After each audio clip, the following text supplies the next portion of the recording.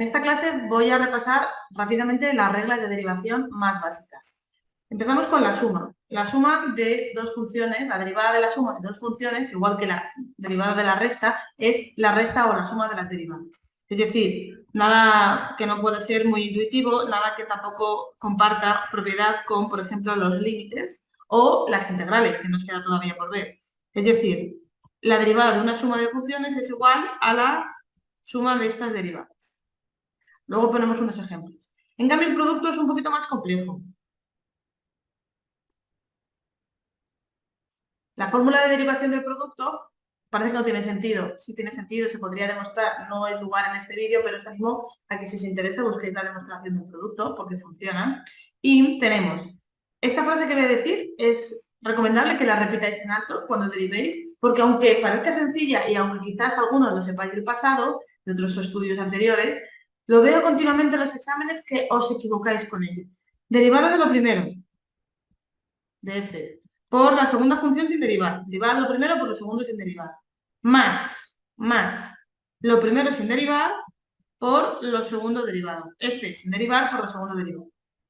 Bien, y por último, el cociente de dos funciones, es decir, la división, que tenemos que tener tanto arriba como abajo, algo con x en la función, es fracción también. Derivada del numerador, derivada de lo primero por lo segundo sin derivar, menos en este caso. Lo primero sin derivar por lo segundo derivado. Y dividiendo la función que dividía al cuadrado.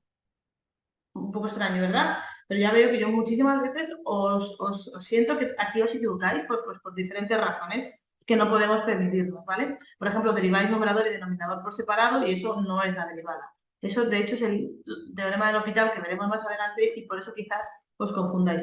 Voy con algunos ejemplos. Por ejemplo, tenemos la función, voy a llamarla diferente, como hemos usado ya la f y la g, no voy a usar esta.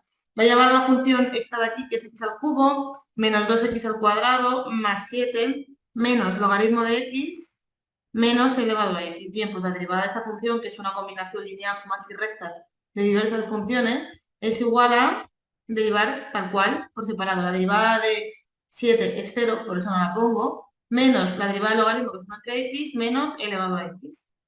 ¿Veis? Sencillo. Otro ejemplo de un producto. Por ejemplo, x al cubo por el logaritmo de x. Tuviésemos que derivar esto, la derivada de esto es derivada de lo primero, 3x al cuadrado, por lo segundo sin derivar. ¿Bien? Más lo primero sin derivar, x al cubo, por lo segundo derivado, que es 1 entre x.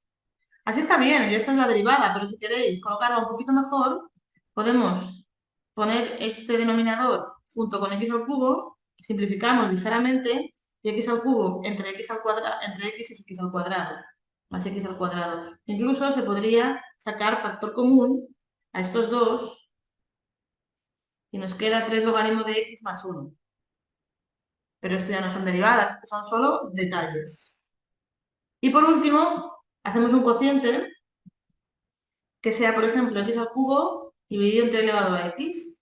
Y aquí tenemos la derivada de esta función es la función de abajo al cuadrado. Derivada de lo primero por lo segundo sin derivar más, menos, perdón. ¿Veis? Me equivoco yo también.